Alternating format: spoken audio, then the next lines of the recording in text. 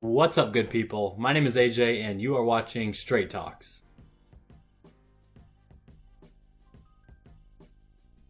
If you're enjoying any of the content, or if you're new to the channel, please go ahead and like this video and subscribe to the channel. I really appreciate it, and it helps me out a little bit. The topic today is from a question that I've gotten several times over the past couple of months, which is how much money you can earn as a financial advisor. Talking about salary or income can be a bit taboo, so I'm going to share a little about my own situation, but also speak on several different levels of pay that I have seen amongst different advisors in the industry. My goal for this video will be to give an honest look into compensation for financial advisors. The difficult thing here is that there's such a wide range of compensation in the industry that it's hard for me to give you all a good idea of what your future compensation might look like if you're considering a career here. I'm going to give several examples of different advisors I've talked with and what I know about their pay. Before we talk about dollar figures, it's important to know the main compensation models in the financial advising industry.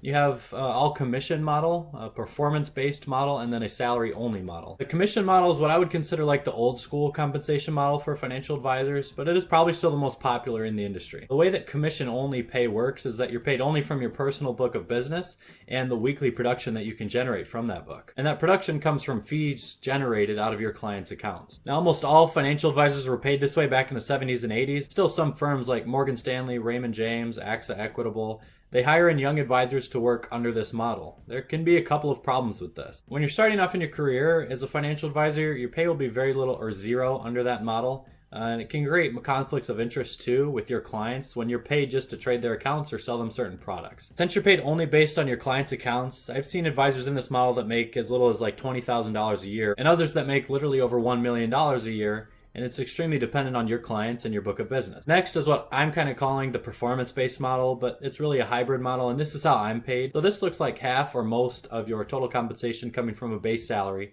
but then additional compensation for things like growth of the investments for the clients that you manage, or bringing in new clients to the firm, or other incentive-based metrics. When you're talking about base salary under that model, I think most advisors, once they pass their regulatory licenses in the United States and they start working with clients, make between $30,000 to $50,000 in base compensation. For the incentive pay on top of that, I've seen anywhere from just $5,000 a year to maybe $20,000, $25,000 a year for new advisors. Of course, both of these parts of the equation will increase with time, and like I mentioned, this is the model I am paid through. I fell right in these ranges when I was starting off as an advisor. Future pay increases can come from base pay increases for just good work performance, or from getting higher incentive pay or bonuses for hitting certain business metrics. Everyone's situation can look different under this model, so it's important to understand your own compensation package when you're considering a certain role. And then finally, you have the salary-only model, and this model is going to become more and more popular as more advisors sell their businesses as they retire, and larger firms have to hire in younger advisors to service those clients. The salary-only model is good because it prevents any conflicts of interest for the advisors, but it also means your pay increases are totally dependent on your employer giving you a raise. I know of a couple firms that pay their advisors with this model. They start at a base salary of about $60,000,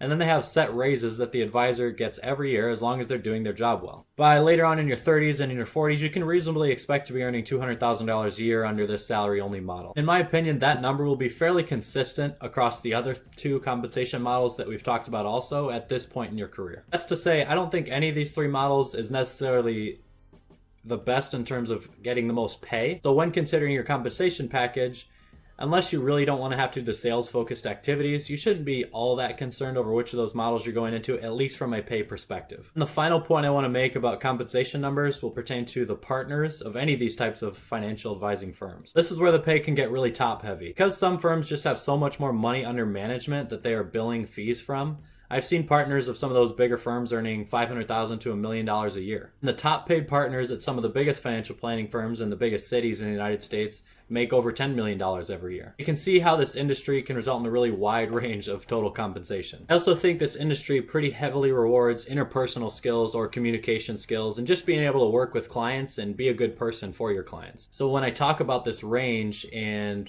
that certain people are on the really low end of this and then certain other people are at the very high end of this, the biggest difference that I can point out between those people is not their level of education in college or their professional designations like I talk about normally on this channel, but rather it's their communication skills, their interpersonal skills, and their ability to be a salesperson without directly selling products. And I mean selling yourself as someone who can be trusted, as someone who people are comfortable investing their money with. In the first example, the more people that are working with you, your pay is going to directly increase. In the second example, you'll get some better incentive pay. And in the third example, even though you're only paid by your own salary, the partners in your firm are going to definitely see the positive relationships you're building with those clients and see that the clients are having a good experience working with you.